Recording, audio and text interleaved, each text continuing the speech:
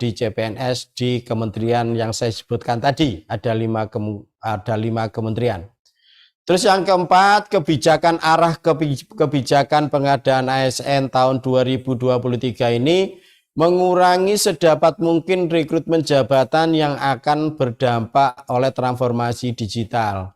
Kita mengetahui bersama begitu masifnya pengaruh digitalisasi dan penggunaan IT di dalam proses penyelenggaraan pemerintahan. Otomatis jabatan-jabatan atau pekerjaan-pekerjaan dulu yang dilakukan oleh manual otomatis akan tergeser dengan bertransformasinya di dalam proses pelaksanaan tata kelola pemerintahan berbasis IT dan digital. Nah, ini kita dalam proses pengadaan rekrutmen baik CPNS atau P3K, khususnya di Provinsi Jawa Timur P3K ini adalah nanti jabatan-jabatan di teknis yang orientasinya nanti menunjang proses digitalisasi dan implementasi transformasi IT di dalam proses penyelenggaraan pemerintahan.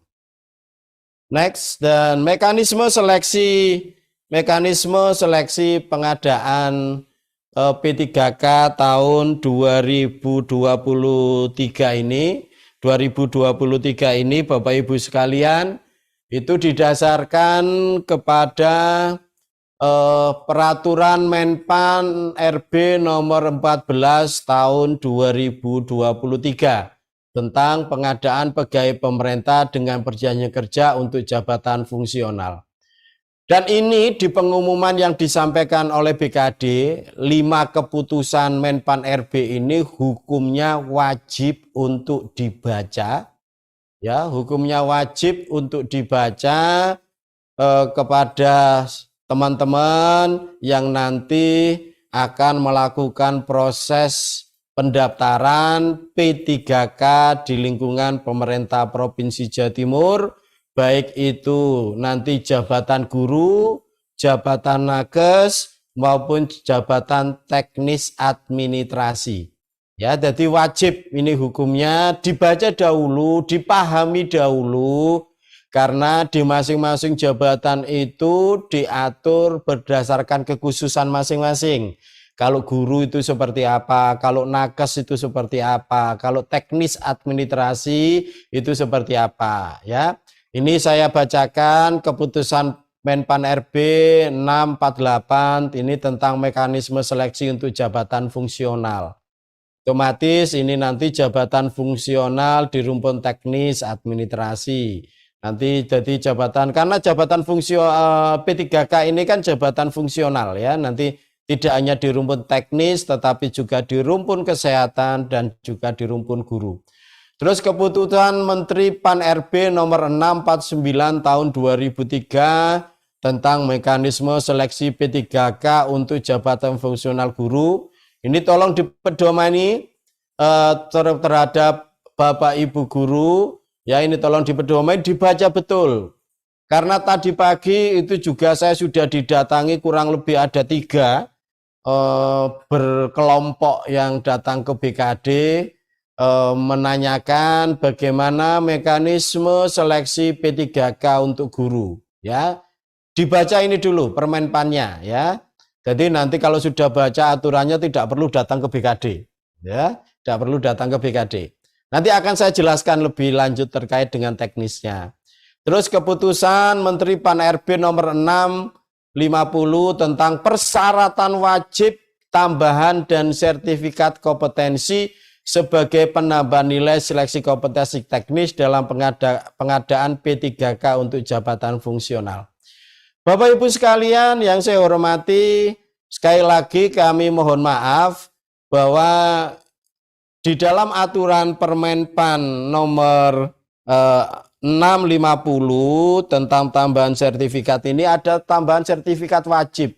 Nah, yang wajib inilah yang kami masukkan di dalam proses pengumuman. Yang punya sertifikat nanti dibaca karena itu nanti punya implikasi terhadap penambahan nilai, ya, terhadap penambahan nilai kurang lebih berapa itu? satu jabatan wajib. Yang satu jabatan wajib ya, tapi yang lainnya kalau punya sertifikat nanti juga dapat tambahan nilai, Nanti akan dijelaskan secara teknis oleh Mas Yudi dan Pak Rasma. Jadi tolong ini dibaca betul. Dan kenapa kemarin khususnya yang UPD mau menambahi persyaratan wajib, persyaratan tambahan itu berdasarkan penjelasan dari Menpan, ini kita hanya difokuskan untuk mengacu pada regulasi yang diatur oleh Menpan, kan itu ya. Jadi kita mengikuti itu, hasil sosialisasi di Semarang itu kemarin kita juga ketemu dengan teman-teman Menpan RB, dan sebenarnya aspirasi dari Bapak Ibu sekalian yang ada UPD itu sebenarnya sudah kami sampaikan juga di Semarang, tetapi kebijakan Menpan persyaratan sertifikat itu hanya mengacu kepada aturan Permenpan nomor 6 50 tahun 2023. Jadi ini ya. Yang keempat, keputusan Menpan RB nomor 652 tentang nilai batas ambang seleksi kompetensi pengadaan P3K untuk jabatan fungsional tahun anggaran 2023. Jadi Bapak Ibu sekalian, untuk teman-teman yang nanti non ASN, himbauan kami nanti jangan salah di dalam memilih formasi. Ya, nanti karena di formasi itu ada formasi khusus dan ada formasi umum. Kalau nanti teman-teman yang non ASN saat ini di lingkungan pemerintah Provinsi Jawa Timur, ya di Provinsi Jawa Timur, kalau nanti memilih formasi khusus, itu nanti penentuan siapa yang diterima itu nanti berdasarkan ranking, dari ranking yang tertinggi sampai ranking yang terendah. Tetapi kalau nanti memilih formasi umum, maka nanti ada batas ambang nilai atau passing grade. Baru nanti yang memenuhi passing grade itu baru di ranking. Ya, jadi ada pembeda, ada kekhususan antara formasi khusus dengan formasi umum. Formasi khusus ini adalah bentuk dari keberpihakan. Ya, sekali lagi ini adalah bentuk keberpihakan dari pemerintah pusat, dari pemerintah Provinsi Jawa Timur untuk menyelesaikan tadi jumlah non ASN di lingkungan pemerintah Provinsi Jawa Timur. Ya, nanti lebih jauh akan saya jelaskan. Terus nomor 5, keputusan Menteri Pan RB nomor 654 tentang persyaratan surat tanda register untuk melamar pada jabatan fungsional nakes P3K tahun 2023. Ini hukumnya wajib, ini nakes harus punya STR. Ya, harus punya STR, ini hukumnya wajib. Terus Bapak Ibu sekalian, penetapan kebutuhan formasi ASN tahun 2023 ini tenaga guru usulnya awal kita 6141. Penetapan 5.885. Pasti ada yang bertanya-tanya, apakah ini semua sudah mengakomodir yang P1? Nah, saya sampaikan di sini Bapak Ibu sekalian, usulan dari kami adalah 6141. Tapi berdasarkan verbal yang dilakukan oleh Kementerian Pendidikan bersama Menpan, ya, dan bersama kami, ya, bersama pemerintah daerah, maka usulan dari pemerintah Provinsi Jawa Timur 6141 ini dilihat berdasarkan data verbal P1 yang ada di Kementerian Pendidikan itu sejumlah 5885.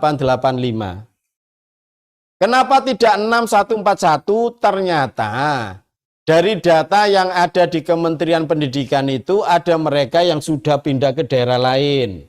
Ada yang sudah diterima di tempat lain.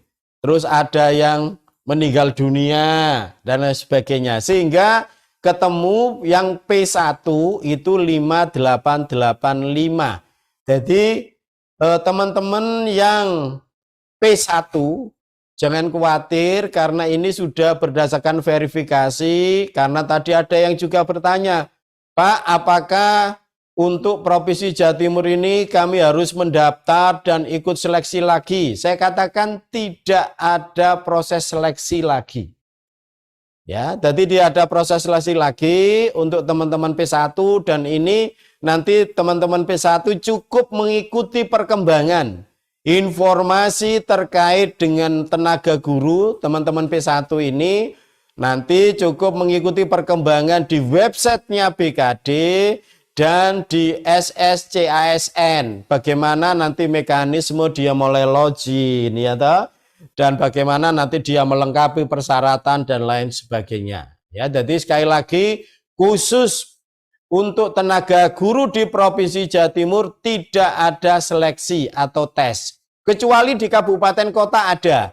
Karena P1-nya sudah selesai, ada yang P2, ada yang P3, itu mereka melalui proses pendaftaran kembali dan mengikuti proses seleksi. Nah, artinya guru ini juga harus mulai mendaftar juga, tapi mendaftarnya untuk masuk ke sistem, ya, masuk ke sistem, ya.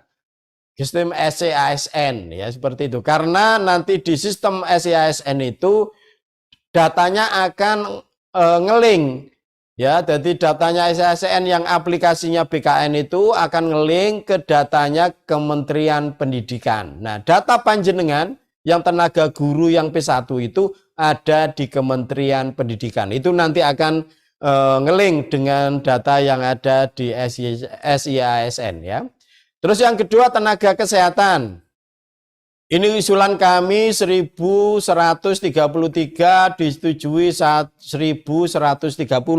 Ada 3 jabatan yang tidak setujui dari Menpan. Terus tenaga teknis 750 yang disetujui 729, ya.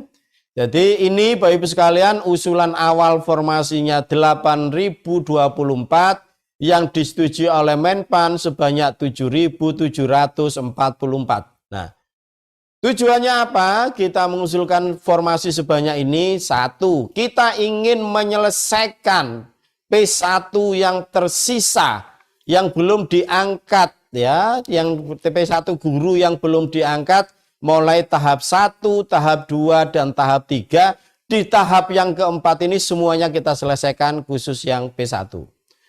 Yang kedua adalah tenaga kesehatan. Ini tujuannya untuk mengisi jabatan-jabatan tenaga nakes yang ada di rumah sakit. Sedangkan tenaga teknis ini adalah nanti posisinya mengisi, ya, mengisi jabatan-jabatan teknis baik di lingkungan organisasi perangkat daerah pemerintah Provinsi Jawa Timur maupun nanti di rumah sakit yang menjadi OPD-nya, organisasi perangkat daerah di pemerintah Provinsi Jawa Timur. Nah, ini ketentuan umum pendaftaran P3K. Ini usia, ini tolong dicermati, betul. Ketentuan umum pendaftaran P3K, usia P3K teknis dan P3 kesehatan, usia paling rendah 20 tahun dan paling tinggi 57 tahun. Nah, ini. Jadi ini sering ditanyakan di dalam forum-forum, pertemuan-pertemuan, audiensi dengan BKD, batas usia paling tinggi itu berapa untuk bisa mendaftar P3K. Nah, ini untuk jabatan teknis dan kesehatan, usia paling rendah 20 tahun dan paling tinggi 57 tahun. Nah, ini parameternya dari apa? Dari saat melakukan proses pendaftaran. Ya, dari saat pendaftaran itu usianya dicek. Kalau kurang nanti pendaftarannya misalkan mulai tanggal 19 gitu ya. Nanti misalkan tanggal 19 usianya belum 20 tahun maka tidak boleh. Nanti misalkan usianya tanggal 19 September ternyata usianya lebih 57 tahun itu juga tidak boleh. Khusus untuk teknis dan kesehatan. Sedangkan untuk tenaga guru, usia paling rendah 20 tahun dan paling tinggi 59 tahun. Nih. Ini tolong juga dicermati. Untuk teman-teman yang P1, usianya kalau lebih dari 59, otomatis akan tertolak oleh sistem. Ya, akan tertolak oleh sistem di SSC ASN. Nah, ketentuan pelamar P3 guru itu mengacu kepada Kemenpan RB nomor 649 tahun 2023 tentang mekanisme seleksi P3K untuk jabatan fungsional guru pada instansi daerah tahun anggaran 2023. Khusus untuk pelamar P3K guru tahun 2023 di pemerintah Provinsi Jawa Timur hanya untuk pelamar prioritas P1. Nah, prioritas 1 diambil dari hasil seleksi kompetensi P3K guru tahun 2021. Nah, ini sudah kami perjelas di slide ini. Sekali lagi kepada saudara-saudaraku yang P1 ya, yang P1 guru, jadi tidak ada proses seleksi lagi. Proses seleksinya didasarkan pada hasil proses seleksi tes kompetensi tahun 2021 ya. Jadi ini biar clear, karena di luaran itu banyak berkembang informasi untuk di P3K guru di Provinsi Jawa Timur harus mendaftar lagi dan harus nanti ada tes lagi. Tidak ada proses tes. Yang ada adalah hasil tes tahun 2021 yang dijadikan pijakan-kebijakan untuk ya mengangkat guru yang ada masuk prioritas 1 ini untuk diselesaikan oleh pemerintah Provinsi Jawa Timur di tahun 2023. Khusus pelamar guru ini, ketentuan pelamar P3K guru di lingkungan pemerintah Provinsi Jawa Timur, ini kebijakan di tahun 2003, ini formasi khusus P1 yang diambil dari seleksi kompetensi tahun 2001 dan di ranking, kemudian diambil peringkat tertinggi sesuai jabatan yang dilamar. Yang kedua, pada lampiran formasi unit kerja hanya ditulis Dinas Pendidikan. Penempatan secara spesifik nanti akan diatur oleh BKD dan Dinas Pendidikan. Disesuaikan dengan kebutuhan guru di masing-masing sekolah dengan berlandaskan data Dapodik dan pemetaan AG3. Yang berubah di kebijakan tahun 2023 khususnya guru ini nanti, formasinya tidak spesifik menyebutkan guru matematika ada di SMA 1, misalkan SMA Negeri 1 Cermeng Gresik, enggak. Tapi nanti formasinya bunyinya hanya Dinas Pendidikan. Ya, Dinas Pendidikan. Nah, masalah nanti penempatannya cukup nanti diatur melalui SPMT. Ya, nanti penempatan guru itu nanti akan dilihat diatur cukup melalui SPMT, bunyi SK-nya hanya Dinas Pendidikan. Dan yang menerbitkan SPMT itu siapa? Itu nanti oleh BKD Provinsi Jawa Timur. Datanya dari mana? Nanti datanya dari Dinas Pendidikan. Makanya nanti BKD bersama dengan Dinas Pendidikan dan tim akan melakukan pemetaan berdasarkan data Dapodik dan data AG3. Nanti akan kita lihat persebaran terkait kebutuhan guru, misalkan guru akuntansi. Formasinya itu sebanyak misalkan itu 50. Nah, itu kita lihat nanti kebutuhan guru akuntansi itu ada di SMK atau SMK mana saja yang ada di Provinsi Jawa Timur. Ya, itu nanti akan kita atur. Ya, karena tidak ingin kejadian kayak tahun 2023.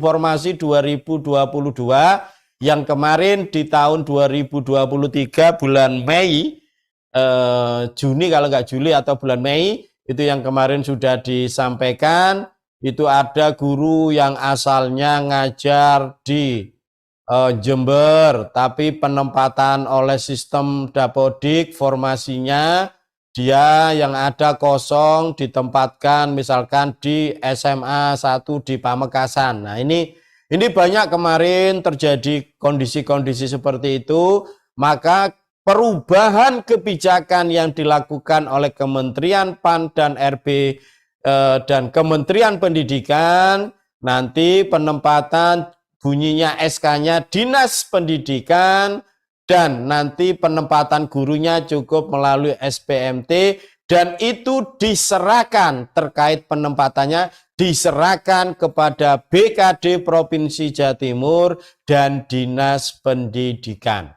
Ya, jadi clear ya ini ya, jadi nggak ada yang bertanya lagi, ini sudah clear ya, sudah saya sampaikan.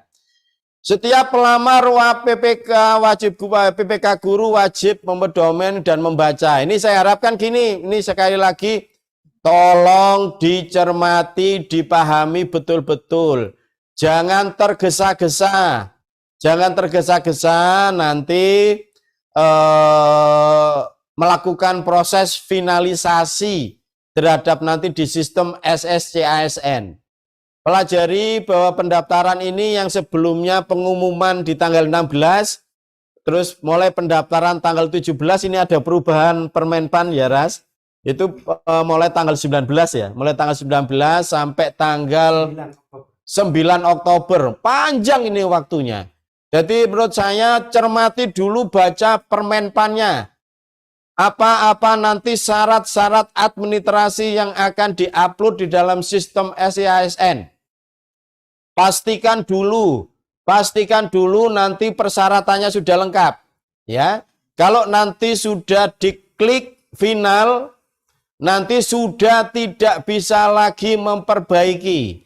Kalau nanti misalkan di teman-teman guru ini, misalkan nanti dijumpai ada persyaratan yang tidak lengkap dan TMS, itu bukan menjadi tanggung jawabnya BKD atau kementerian atau BKN, tapi akibat tanggung jawabnya diri sendiri. Ya. Jadi itu sudah nggak bisa kalau sudah diklik kekurangan persyaratan, kalau nanti dinyatakan tidak memenuhi syarat, berarti kesalahan itu dilakukan oleh panjenengan sendiri. Makanya saya katakan tadi, cermati, baca dengan betul-betul Permenpan itu persyaratan-persyaratan apa saja. Nah, sebelum klik final nanti tolong diperhatikan apakah sudah lengkap atau belum, yang persyaratan yang apakah yang diunduh itu sudah sesuai, yang diunduh itu apa yang diupload ya, persyaratan yang diupload itu apakah sudah sesuai dengan peraturan Permenpan dan sebagainya. Tolong dicermati, jangan sampai terjadi kesalahan ya, jangan sampai kesalahan di dalam memenuhi syarat administrasi. Ya, ini mekanisme pengadaan. Selanjutnya mekanisme pengadaan P3K ini diatur berdasarkan Permenpan terkait dengan pengadaan P3K ini. Bapak Ibu sekalian, khusus formasi guru tidak ada formasi umum. Guru semuanya masuk formasi khusus. Karena Provinsi Jawa Timur tidak ada mengalokasikan formasi guru itu untuk umum. Umum ini artinya nanti bisa dilamar dari masyarakat umum ya. Tapi kita guru tidak ada formasi umum, yang ada di jabatan nakes dan teknis. Nah, nanti formasinya ini kebijakan Bapak Ibu sekalian, inginnya kita Provinsi Jawa Timur semuanya itu masuk di formasi khusus. Tetapi karena Permenpannya mengatur, maka formasi P3K itu wajib dialokasikan untuk formasi khusus dan formasi umum. Maka kami Provinsi Jawa Timur tunduk dan patuh kepada kebijakan dari pemerintah Panselnas, dalam hal ini Menpan. Formasi umum itu nanti didaftar dari pelamar umum. Formasi khusus itu khusus untuk ex-THK 2, tenaga honorer kategori 2, dan pegawai non-ASN yang saat ini bekerja di lingkungan pemerintah Provinsi Jawa Timur. Ya.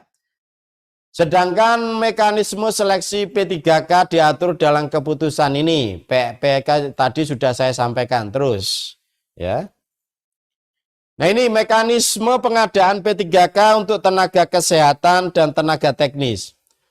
Next, formasi khusus, saya katakan tadi itu X tenaga THK 2, SK tenaga honorer kategori 2, dan non-ASN ini maksimal aturannya di Permenpan adalah 80% dari formasi nakes atau formasi teknis 80%.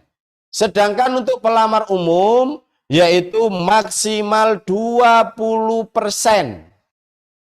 Ya, 20%. Ini yang saya katakan tadi, pembedaan kelulusannya nanti berbeda. Teman-teman yang saat ini jadi non-ASN di lingkungan pemerintah Provinsi Jawa Timur, itu nanti daftarnya di formasi khusus. Karena apa? Kelulusannya berdasarkan peringkat ranking. Tidak ada passing grade kayak tahun kemarin, tahun 2022. Karena berdasarkan data statistik yang ada di BKD Provinsi Jawa Timur, yang memenuhi passing grade kompetensi teknis dari peserta sebanyak 1.500 kemarin hanya 40%.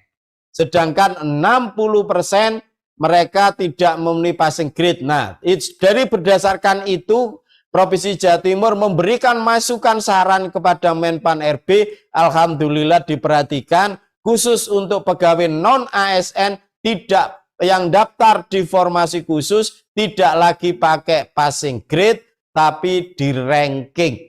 Nah, ini otomatis potensi keterisian nanti sangat besar, ya. Sedangkan di formasi umum ini pelamar baru, ini kelulusannya berdasarkan nilai ambang batas atau passing grade. Nah, nanti yang memenuhi passing grade itu nanti akan di ranking. Ya, dan nanti misalkan di ranking 1 sampai 100. Formasinya 2, ya nanti dilihat yang memenuhi passing grade misalkan 50 orang ya yang diambil nanti ranking 1 dan ranking 2. Jadi itu gambarannya. Jadi ini menjadi perlu dicermati. Saya juga mohon bantuan dari Bapak Ibu sekalian yang hadir di Zoom sosialisasi ini, ya pengelola kepegawaian, Kasubag TU, mungkin kepala cabang dinas, mungkin KUPT, Kasubag TU yang ada di UPT, tolong ini disosialisasikan dan diberikan pemahaman kepada pegawai non-ASN yang ada di lingkungan panjenengan semua, ya, supaya nanti tidak salah memilih, ya, tidak salah memilih. Nah, kriteria pelamar dan pengisian formasi khusus ini secara berurutan. Pertama itu X tenaga honorer kategori 2. Yang kedua tenaga non-ASN yang melamar di instansi tempat bekerja dan pengalaman minimal 2 tahun secara terus-menerus. Jadi nanti baik yang di formasi khusus maupun yang di formasi umum itu mensyaratkan punya pengalaman kerja minimal 2 tahun secara terus-menerus. Ini yang di formasi khusus. Tapi yang di formasi umum beda loncat-loncat. Ya, boleh loncat-loncat. Misalkan tahun 2018 sampai tahun 2021. Putus terus mari ngono dia itu boleh, ya. Yang penting punya pengalaman kerja selama 2 tahun. Ya, 2 tahun. Tapi yang khusus untuk non-ASN harus bekerja minimal 2 tahun secara terus-menerus. Itu yang khusus, yang itu yang formasi untuk khusus untuk non-ASN, ya. Pengalaman di bidang kerja yang relevan minimal 2 tahun. Ini bagi jenjang pemula, terampil, mahir, penyelihat, dan ahli pertama. 2 tahun itu untuk jenjang muda. 5 tahun untuk jenjang madya pengalaman kerjanya. Dan 7 tahun untuk jenjang utama. Kriteria pelamar formasi umum pengalaman minimal 2 tahun. Jadi ini bisa... informasi ini barangkali ada putra-putri, ada saudaranya yang berminat untuk menjadi P3K. Tadi yang saat ini mereka belum menjadi non-ASN di lingkungan pemerintah Provinsi Jawa Timur bisa mendaftar P3K di pemerintah Provinsi Jawa Timur melalui formasi umum. Ya, melalui formasi umum. Nah, ini kalau yang selanjutnya guru nih saya sampaikan tadi, khusus di Provinsi Jawa Timur tidak ada semuanya formasi khusus, tidak ada formasi umum, dan ini sudah saya jelaskan tadi, dan tidak ada seleksi CAT lagi, tidak ada, ya, tidak ada. Ya, sekali lagi saya tegaskan seperti itu, biar tidak ada lagi yang bertanya ke BKD, karena tadi itu belum pendaftaran saja sudah ada 3 gelombang yang bertanya ke BKD, ya. Apakah nanti melalui seleksi CAT lagi atau tidak, ya. Jadi dari penjelasan ini saya minta teman-teman di cabang dinas juga perlu melakukan sosialisasi, ya, kepada wilayahnya masing-masing, ya, wilayahnya masing-masing. Termasuk yang di UPT untuk juga melakukan sosialisasi. Terus, ini persyaratan dokumen yang perlu diunggah di dalam nanti pendaftaran, ya. 1. Pas foto formal terbaru latar belakang merah ukuran maksimal 200 kilobytes, KTP atau suket, ya, surat keterangan dari Dukcapil atau bukti identitas kependudukan, terus surat pernyataan 5 poin yang ditandatangani dan dibumi materi, ada surat lamaran, ijazah, transkrip nilai, surat keterangan pengalaman kerja minimal 2 tahun untuk jenjang pemula, terampil, dan ahli pertama, sedangkan 3 tahun untuk jenjang ahli muda. Ini biasanya dokter spesialis. Ya, dokter spesialis itu harus minimal pengalaman 3 tahun.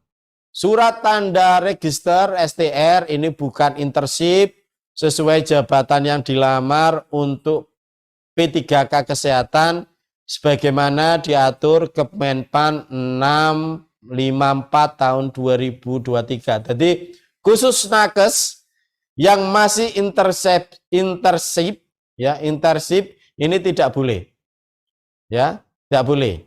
Jadi harus mereka sudah dinyatakan sudah melalui fase itu, ya.